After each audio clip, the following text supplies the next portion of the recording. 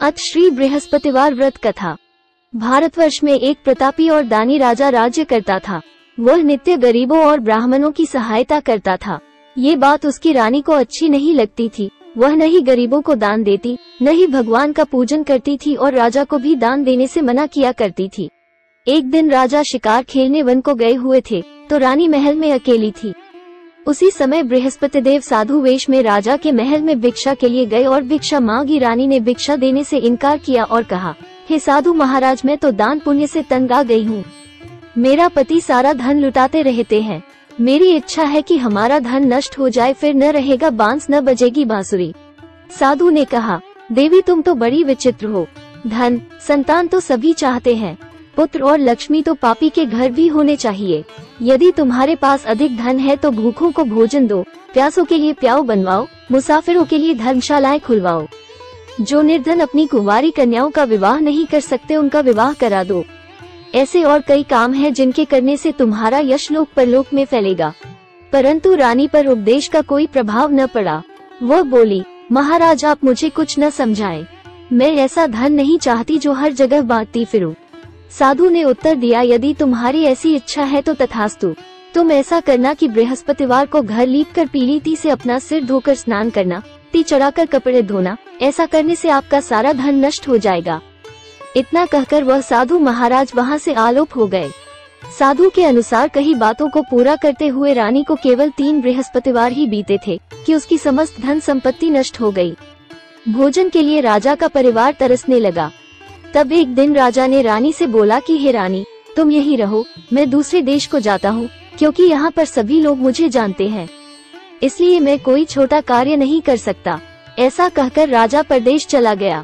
वहाँ वह जंगल से लकड़ी काटकर लाता और शहर में बेचता। इस तरह वह अपना जीवन व्यतीत करने लगा। इधर राजा के परदेश जाते ही रानी और दासी दुखी रहने लगी। एक बार जब रानी और दासी को 7 दिन तक बिना भोजन के रहना पड़ा तो रानी ने अपनी दासी से कहा, हे दासी, पास ही के नगर में मेरी बहन रहती है, वह बड़ी धनवान है, तू उसके पास जा और कुछ ले आ ताकि थोड़ी बहुत गुजर बसर हो जाए। दासी रानी की बहन के पास गई।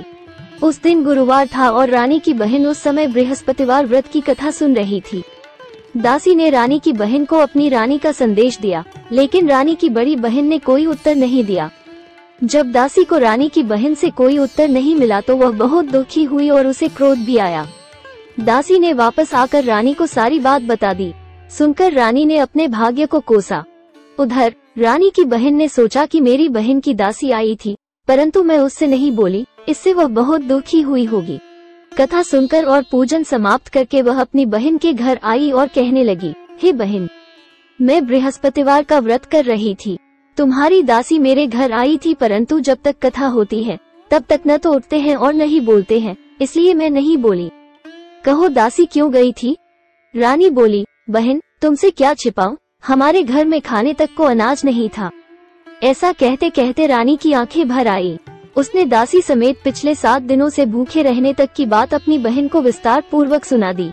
रानी की बहन बोली, देखो बहन, भगवान बृहस्पति देव सबकी मनोकामना को पूर्ण करते हैं। देखो, शायद तुम्हारे घर में अनाज रखा हो। पहले तो रानी को विश्वास नहीं हुआ, पर बहन के आग्रह करने पर उसने अपनी दासी को अंदर भेजा तो उसे सचमुच अनाज से भरा एक घड़ा मिल गया। ये देखकर दासी को बड़ी हैरानी हुई। दासी रानी से कहने लगी, हे रानी, जब हमको भोजन नहीं मिलता तो हम व्रत ही तो करते हैं, इसलिए क्यों न इनसे व्रत और कथा की विधि पूछ ली जाए ताकि हम भी व्रत कर सकें। तब रानी ने अपनी बहन से बृहस्पतिवार व्रत के बारे में पूछा।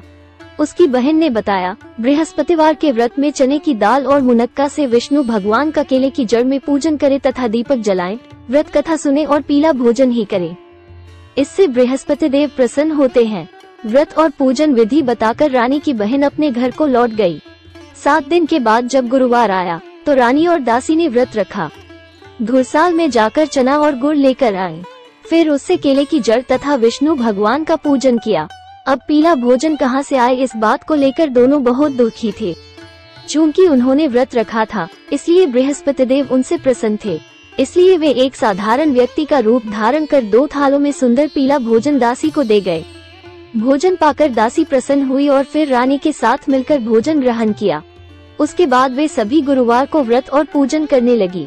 बृहस्पति भगवान की कृपा से उनके पास फिर से धन संपत्ति आ गई, परंतु रानी फिर से पहले की तरह आलस्य करने लगी। तब दासी बोली, देखो रानी, तुम पहले भी इस प्रकार आलस्य करती थी, तुम्हें धन रखने में कष्ट होता था, इस कारण सभी धन नष्ट हो गया, और अब जब भगवान बृहस्पति की कृपा से धन मिला है तो तुम्हें फिर से आलस्य होता है। रानी को समझाते हुए दासी कहती है कि बड़ी मुसीबतों के बाद हमने ये धन पाया है, इसलिए हमें दान पुण्य करना चाहिए, भूखे मनुष्यों को भोजन कराना चाहिए और धन को शुभ कार्यों में खर्च करना चाहिए, जिससे तुम्हारे कुल का यश बढ़ेगा, स्वर्ग की प्राप्ति होगी और पितृ प्रसन्न होंगे। दासी की बात मानकर रानी अपना धन शुभ कार्यों में खर्च करने लगी, जिससे पूरे नगर में उसका यश फैलने लगा। एक दिन राजा दुखी होकर जंगल में एक पेड़ के नीचे आसन जमाकर बैठ गया। वह अपनी दशा को याद करके व्याकुल होने लगा। बृहस्पतिवार का दिन था। एकाएक उसने देखा कि निर्जन वन में एक साधु प्रकट हुए। वह साधु वेश में स्वयं बृहस्पति देवता थे। लकड़हारे के सामने आकर बोले, हे लकड़हारे, इस सुनसान जंगल में तू चिंता मग्न क्यों बैठा है? लकड़हारे ने दोनों हाथ जोड़कर प्रणाम किया और उत्तर दिया, महात्मा जी, आप सब कुछ जानते हैं, मैं क्या कहूँ। ये कहकर रोने लगा और साधु को अपनी आत्मकथा सुनाई। महात्मा जी ने कहा, तुम्हारी स्त्री ने बृहस्पति के दिन बृहस्पति भगवान का निरादर किया है, जिसके कारण रुष्ट होकर उन्होंने तुम्हारी यह दशा कर दी। अब तुम चिंता को दूर करके मेरे कहने पर चलो तो तुम्हारे सब कष्ट दूर हो जाएंगे और भगवान पहले से भी अधिक संपत्ति देंगे। तुम बृहस्पति के दिन कथा किया करो। 2 पैसे के चने मुनक्का लाकर उसका प्रसाद बनाओ और शुद्ध जल से लोटे में शक्कर मिलाकर अमृत तैयार करो। कथा के पश्चात अपने सारे परिवार और सुनने वाले प्रेमियों में अमृत व प्रसाद बांटकर आप भी ग्रहण करो। ऐसा करने से भगवान तुम्हारी सब मनोकामनाएं पूरी करेंगे। साधु के ऐसे वचन सुनकर लकड़हारा बोला, हे प्रभु, मुझे लकड़ी बेचकर इतना पैसा नहीं मिलता जिससे भोजन के उपरांत कुछ बचा सकूं। मैंने रात्रि में अपनी स्त्री को व्याकुल देखा है, मेरे पास कुछ भी नहीं जिससे मैं उसकी खबर मंगा सकूं। साधु ने कहा, हे लकड़हारे, तुम किसी बात की चिंता मत करो। बृहस्पति के दिन तुम रोजाना की तरह लकड़ियां लेकर शहर को जाओ। तुमको रोज से दुगुना धन प्राप्त होगा, जिससे तुम भली भांति भोजन कर लोगे तथा बृहस्पति देव की पूजा का सामान भी आ जाएगा। इतना कहकर साधु अंतर्ध्यान हो गए। धीरे धीरे समय व्यतीत होने पर फिर वही बृहस्पतिवार का दिन आया। लकड़हारा जंगल से लकड़ी काटकर किसी शहर में बेचने गया। उसे उस दिन और दिन से अधिक पैसा मिला। राजा ने चना गुड़ आदि लाकर गुरुवार का व्रत किया। उस दिन से उसके सभी क्लेश दूर हुए, परंतु जब दोबारा गुरुवार का दिन आया तो बृहस्पतिवार का व्रत करना भूल गया। इस कारण बृहस्पति भगवान नाराज हो गए। उस दिन उस नगर के राजा ने विशाल यज्ञ का आयोजन किया तथा शहर में ये घोषणा करा दी कि कोई भी मनुष्य अपने घर में भोजन न बनावे, न आग जलावे, समस्त जनता मेरे यहाँ भोजन करने आवे। इस आज्ञा को जो न मानेगा उसे फांसी की सजा दी जाएगी। इस तरह की घोषणा संपूर्ण नगर में करवा दी गई। राजा की आज्ञानुसार शहर के सभी लोग भोजन करने गए, लेकिन लकड़हारा कुछ देर से पहुंचा, इसलिए राजा उसको अपने साथ घर ले गए और ले जाकर भोजन करा रहे थे तो रानी की दृष्टि उस खूंटी पर पड़ी जिस पर उसका हार लटका हुआ था। वह वहां पर दिखाई नहीं दिया। रानी ने निश्चय किया कि मेरा हार इस मनुष्य ने चुरा लिया है। उसी समय सिपाहियों को बुलाकर उसको कारागार में डलवा दिया। जब लकड़हारा कारागार में पड़ गया और बहुत दुखी होकर विचार करने लगा कि न जाने कौन से पूर्व जन्म के कर्म से मुझे ये दुहक प्राप्त हुआ है, और उसी साधु को याद करने लगा जो कि जंगल में मिला था। उसी समय तत्काल बृहस्पति देव साधु के रूप में प्रकट हुए और उसकी दशा को देखकर कहने लगे, अरे मूर्ख, तूने बृहस्पति देव की कथा नहीं करी, इस कारण तुझे दुहक प्राप्त हुआ है। अब चिंता मत कर, बृहस्पतिवार के दिन कारागार के दरवाजे पर 4 पैसे पड़े मिलेंगे। उनसे तू बृहस्पति देव की पूजा करना, तेरे सभी कष्ट दूर हो जाएंगे। बृहस्पति के दिन उसे 4 पैसे मिले। लकड़हारे ने कथा कही। उसी रात्रि को बृहस्पति देव ने उस नगर के राजा को स्वप्न में कहा, हे राजा, तुमने जिस आदमी को कारागार में बंद कर दिया है वह निर्दोष है। वह राजा है, उसे छोड़ देना। रानी का हार उसी खूंटी पर लटका है। अगर तू ऐसा नहीं करेगा तो मैं तेरे राज्य को नष्ट कर दूंगा।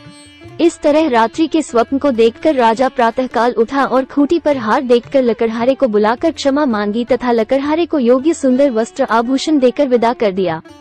बृहस्पति देव की आज्ञानुसार लकड़हारा अपने नगर को चल दिया। राजा जब अपने नगर के निकट पहुंचा तो उसे बड़ा आश्चर्य हुआ। नगर में पहले से अधिक बाग, तालाब, कुएं तथा बहुत सी धर्मशाला, मंदिर आदि बन गई हैं। राजा ने पूछा, ये किसका बाग और धर्मशाला है? तब नगर के सब लोग कहने लगे, ये सब रानी और बांदी के हैं। तो राजा को आश्चर्य हुआ और गुस्सा भी आया। जब रानी ने ये खबर सुनी कि राजा आ रहे हैं, तो उन्होंने बांदी से कहा कि हे दासी, देख राजा हमको कितनी बुरी हालत में छोड़ गए थे। हमारी ऐसी हालत देखकर वह लौट न जाए, इसलिए तू दरवाजे पर खड़ी हो जा। आज्ञानुसार दासी दरवाजे पर खड़ी हो गई। राजा आए तो उन्हें अपने साथ लिवा लाई। तब राजा ने क्रोध करके अपनी रानी से पूछा कि यह धन तुम्हें कैसे प्राप्त हुआ है? तब उन्होंने कहा, हमें ये सब धन बृहस्पति देव के इस व्रत के प्रभाव से प्राप्त हुआ है। राजा ने निश्चय किया कि 7 रोज बाद तो सभी बृहस्पति देव का पूजन करते हैं, परंतु मैं प्रतिदिन दिन में 3 बार कहानी तथा रोज व्रत किया करूँगा। अब हर समय राजा केटे में चने की दाल बधी रहती तथा दिन में 3 बार कहानी कहता। एक रोज राजा ने विचार किया कि चलो अपनी बहन की यहाँ हो आवे। इस तरह निश्चय कर राजा घोड़े पर सवार हो अपनी बहन की यहाँ को चलने लगा। मार्ग में उसने देखा कि कुछ आदमी एक मुर्दे को लिए जा रहे हैं। उन्हें रोककर राजा कहने लगा, अरे भाइयों, मेरी बृहस्पति देव की कथा सुन लो। वे बोले, लो, हमारा तो आदमी मर गया है, इसको अपनी कथा की पड़ी है। परंतु कुछ आदमी बोले, अच्छा कहो, हम तुम्हारी कथा भी सुनेंगे। राजा ने दाल निकाली और जब कथा आधी हुई थी कि मुर्दा हिलने लग गया, और जब कथा समाप्त हो गई तो राम राम करके मनुष्य उठकर खड़ा हो गया। आगे मार्ग में उसे एक किसान खेत में हल चलाता मिला। राजा ने उसे देख और उससे बोले, अरे भैया, तुम मेरी बृहस्पतिवार की कथा सुन लो। किसान बोला, जब तक मैं तेरी कथा सुनूंगा तब तक 4 हरिया जोत लूंगा। जा अपनी कथा किसी और को सुनाना। इस तरह राजा आगे चलने लगा। राजा के हत्ते ही बैल पछाड़ खाकर गिर गए तथा किसान के पेट में बड़ी जोर का दर्द होने लगा। उस समय उसकी माँ रोटी लेकर आई। उसने जब ये देखा तो अपने पुत्र से सब हाल पूछा और बेटे ने सभी हाल कह दिया। तो बुढ़िया दौड़ी दौड़ी उस घुड़सवार के पास गई और उससे बोली कि मैं तेरी कथा सुनूंगी, तू अपनी कथा मेरे खेत पर चलकर ही कहना। राजा ने बुढ़िया के खेत पर जाकर कथा कही, जिसके सुनते ही वह बैल उठ खड़े हुए तथा किसान के पेट का दर्द भी बंद हो गया। राजा अपनी बहन के घर पहुंचा। बहन ने भाई की खूब मेहमानी की। दूसरे रोज प्रातःकाल राजा जगा तो वह देखने लगा कि सब लोग भोजन कर रहे हैं। राजा ने अपनी बहन से कहा, ऐसा कोई मनुष्य है जिसने भोजन नहीं किया हो? मेरी बृहस्पतिवार की कथा सुन ले। बहन बोली, हे भैया, ये देश ऐसा ही है कि पहले यहाँ लोग भोजन करते हैं, बाद में अन्य काम करते हैं। अगर कोई पड़ोस में हो तो देख आऊं। वह ऐसा कहकर देखने चली गई, परंतु उसे कोई ऐसा व्यक्ति नहीं मिला जिसने भोजन न किया हो। अतः वह एक कुम्हार के घर गई जिसका लड़का बीमार था। उसे मालूम हुआ कि उनके यहाँ 3 रोज से किसी ने भोजन नहीं किया है। रानी ने अपने भाई की कथा सुनने के लिए कुम्हार से कहा। वह तैयार हो गया। राजा ने जाकर बृहस्पतिवार की कथा कही, जिसको सुनकर उसका लड़का ठीक हो गया। अब तो राजा की प्रशंसा होने लगी।